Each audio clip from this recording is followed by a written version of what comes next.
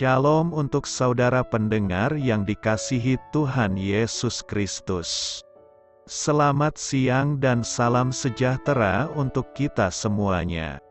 Selamat datang kembali di renungan siang dan doa siang pada hari ini. Semoga saudara yang terkasih dalam keadaan sehat selalu. Kiranya damai dan sukacita Roh Kudus melimpah di dalam hati dan pikiran saudara saat ini. Sebelum kita mulai renungan pada siang hari ini, marilah kita bersama-sama berdoa. Bapa di kerajaan sorga, terima kasih atas penyertaan yang Engkau berikan kepada saya atas siang hari yang indah ini. Terima kasih telah memberi saya kesempatan untuk selalu dapat bersyukur atas segala pekerjaan yang aku kerjakan.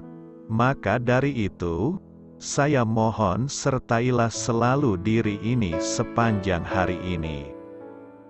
Terima kasih atas berkat Tuhan hingga saat ini aku masih bisa merasakan kebaikan Tuhan dan buatlah agar bibirku selalu mengucap syukur kepadamu. Tuhan Yesus Kristus, terima kasih pada saat ini saya masih bisa bekerja. Tuhan, saat ini saya akan memulai pekerjaan saya. Berkatilah pekerjaan ini dan sertailah sepanjang saya selama bekerja pada hari ini, agar menjadi berkat bagiku, bagi keluargaku dan juga tempat saya bekerja. Berkati seluruhnya di siang hari ini agar berjalan dengan baik dan menjadi berkat untuk kami jalani bersama dengan anak Tuhan yang lainnya.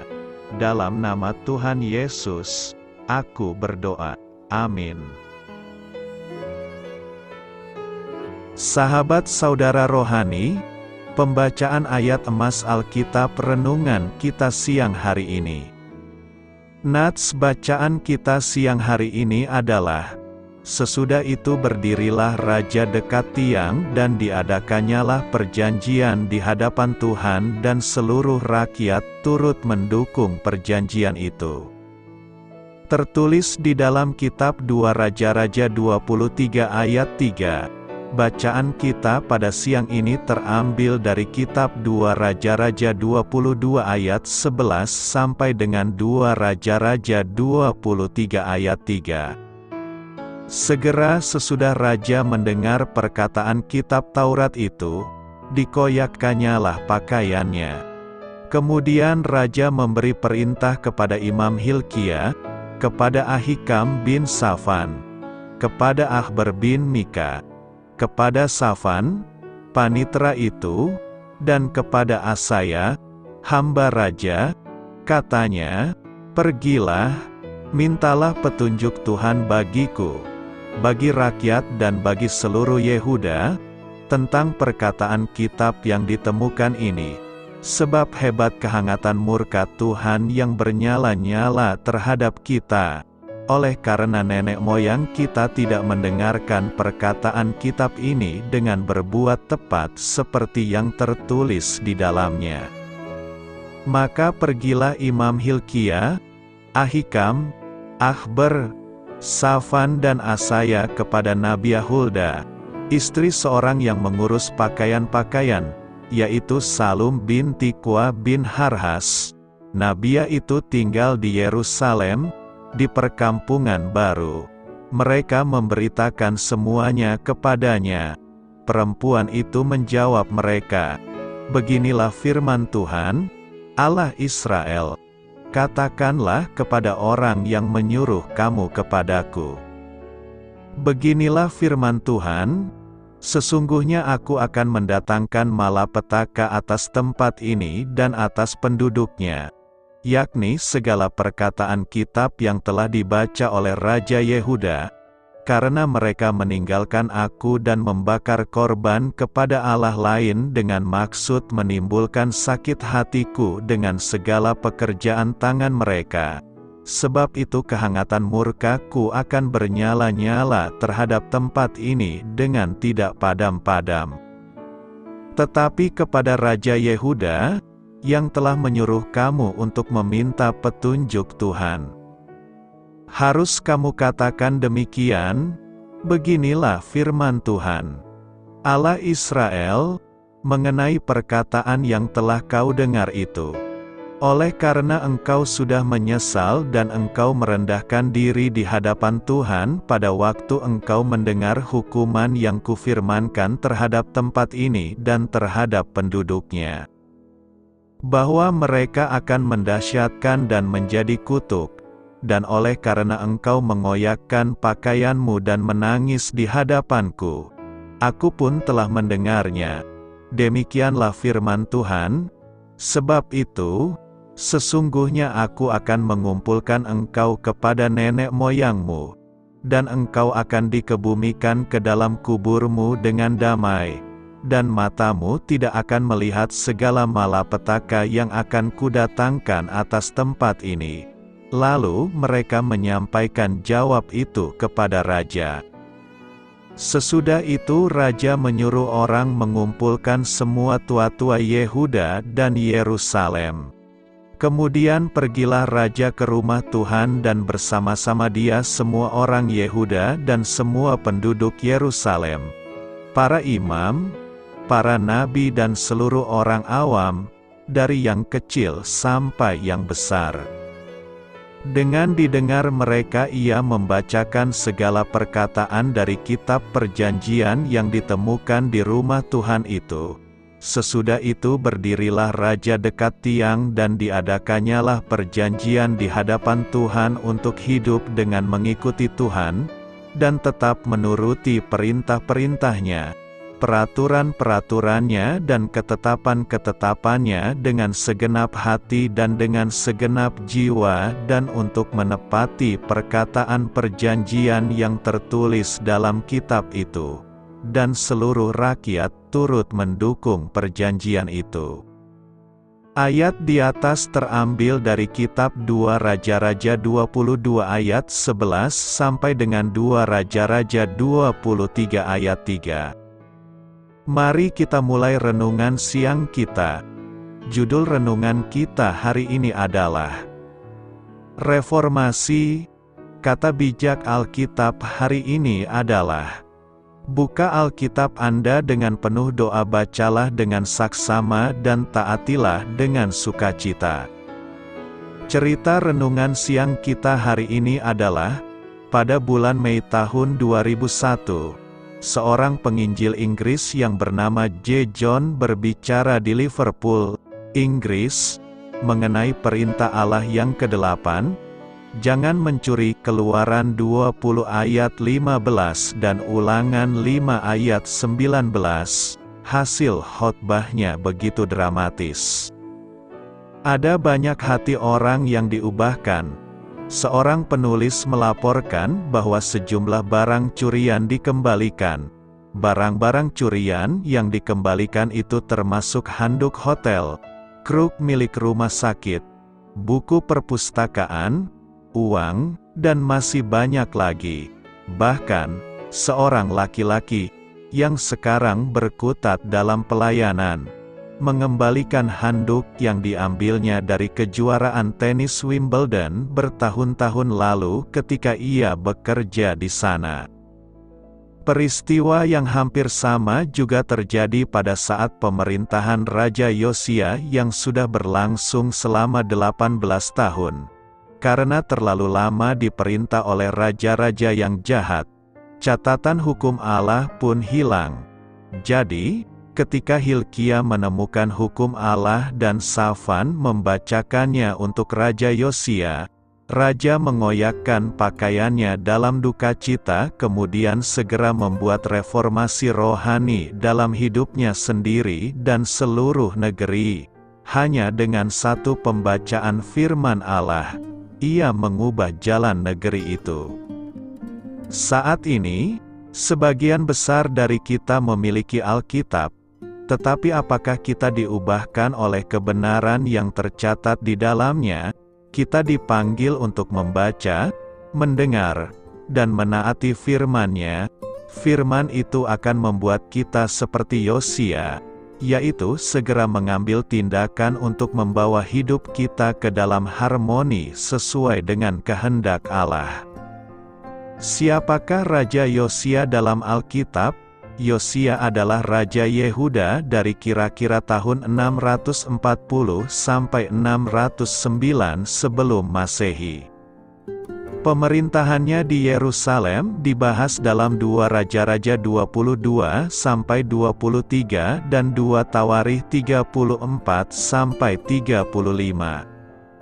Yosia adalah putra raja kedua. 22 ayat 2 memperkenalkan Yosia dengan mengatakan, "Dan dia melakukan apa yang benar di mata Tuhan dan berjalan di sepanjang jalan Daud, ayahnya, dan dia tidak menyimpang ke kanan atau ke kiri." Pada tahun ke-18 masa pemerintahannya, dia mengumpulkan uang untuk memperbaiki bait suci, dan selama perbaikan itu imam besar menemukan kitab hukum. Ketika sekretaris Safan membacakannya untuk Yosia, raja merobek pakaiannya, tanda perkabungan dan pertobatan. Raja Amon dan cucu Raja Manasye keduanya adalah Raja Yehuda yang jahat. Namun Yosia adalah raja yang saleh dan dikenal sebagai salah satu raja termuda di dunia. Ia memulai pemerintahannya pada usia 8 tahun setelah ayahnya dibunuh. Sorotan dari pemerintahan Yosia adalah penemuan kembali hukum Tuhan. Hilkiah banyak reformasi mengikuti. Kuil itu dibersihkan dari semua objek penyembahan berhala, dan tempat-tempat tinggi yang menyembah berhala. Raja Yosia menyerukan saat pertobatan nasional, hukum dibacakan kepada orang-orang di negeri itu, dan sebuah perjanjian dibuat antara orang-orang dan Tuhan. Raja berdiri di tiang dan membuat perjanjian di hadapan Tuhan, untuk berjalan mengikuti Tuhan dan untuk mematuhi perintah-perintahnya dan peringatan-peringatannya. Dan ketetapan-ketetapannya dengan segenap hati dan segenap jiwanya, untuk melaksanakan kata-kata perjanjian yang tertulis dalam kitab ini. Dan semua orang bergabung dalam perjanjian itu. Di tanah dihancurkan, Yosia memulihkan perayaan Paskah dan menyingkirkan para perantara dan tukang sihir. Yosia tewas dalam pertempuran melawan Mesir Fir'aun Neco di Megido. Raja Yosia dimakamkan di Yerusalem di makamnya sendiri, dan putranya Yoahas berperan sebagai raja. Dari negeri itu, Raja-Raja kedua 23 ayat 25 mencatat, sebelum dia tidak ada raja seperti dia, yang berbalik kepada Tuhan dengan segenap hatinya dan dengan segenap jiwanya dan dengan segenap kekuatannya, sesuai dengan semua hukum Musa, dan tidak ada yang seperti dia muncul setelah dia. Murka Tuhan kemudian menimpa Yehuda karena kejahatan yang dilakukan Raja Manasye. Tetapi penghakiman ditunda karena kehidupan dan kepemimpinan Yosia yang saleh. Banyak yang bisa dipelajari dari kehidupan Yosia yang positif. Pertama, Yosia menunjukkan pengaruh yang dapat dimiliki seseorang sejak usia sangat muda. Bahkan anak-anak memiliki potensi yang sangat besar untuk hidup bagi Tuhan dan memiliki pengaruh yang besar. Kedua, Yosia menjalani kehidupan yang berkomitmen penuh dan taat kepada Tuhan dan diberkati karenanya. Ketiga, Yosia dengan tepat menanggapi firman Tuhan. Pada saat dia menjadi raja, kitab suci telah lama diabaikan, dan hati Yosia terpukul oleh kegagalan bangsanya untuk menghormati firman Tuhan. Yosia meminta kitab suci dibacakan kepada orang-orang dan membuat komitmen untuk menjalankannya. Karena hatimu tanggap dan kamu merendahkan dirimu di hadapan Tuhan ketika kamu mendengar apa yang telah aku katakan, Aku juga telah mendengarmu. Demikianlah firman Tuhan. Selamat memulai karya dalam minggu ini untuk Tuhan. Doa saya menyertai saudara sekalian. Saya memberkati Anda agar sewaktu Anda mencarinya dari Dia, Bapa Surgawi Anda akan memberikan bagi Anda roti harian Anda. Dalam nama Yesus Kristus, Tuhan yang berkuasa atas alam semesta dan menuntun kita kepada iman yang menyelamatkan, Tuhan Yesus menyertai senantiasa. Tuhan memberkati. Amin.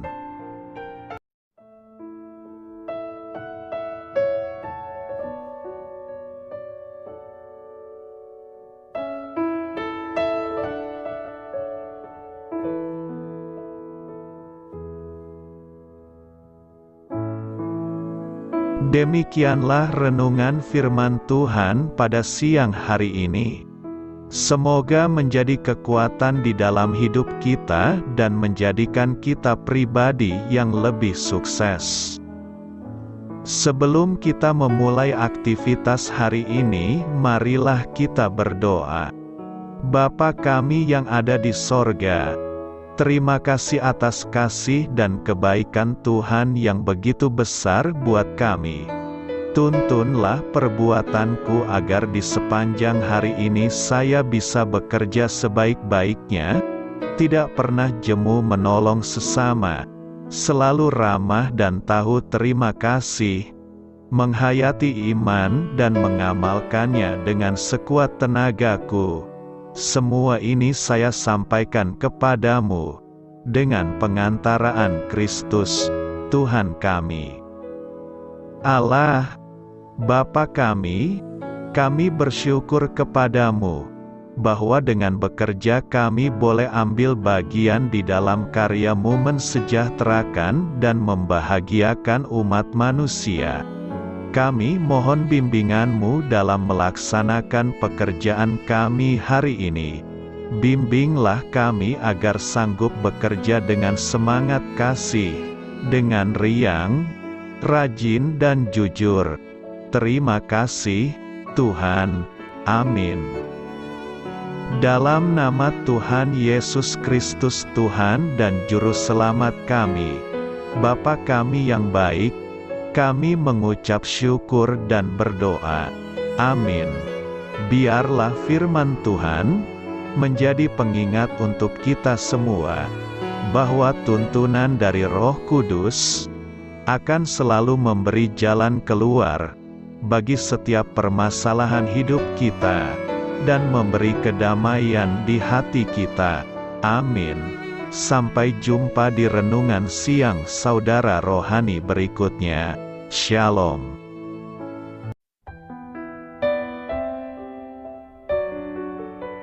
Halo untuk semua pendengar saudara rohani yang terkasih di dalam nama Tuhan Yesus Kristus dimanapun berada. Mari dukung kami, tim redaksi Renungan Harian Saudara Rohani dengan cara memberikan bantuan, kritik dan masukan. Saudara dapat memberikan masukan melalui kolom komentar di bawah atau mengirim kepada kami langsung melalui email yang tertera di layar Anda, saudararohani@gmail.com. Jika saudara terberkati melalui renungan ini, saudara dapat mendoakan kami dan memberikan bantuan lainnya dengan mengirim email kepada kami. Saya berdoa agar saudara sekalian bahagia dan sehat selalu. Amin.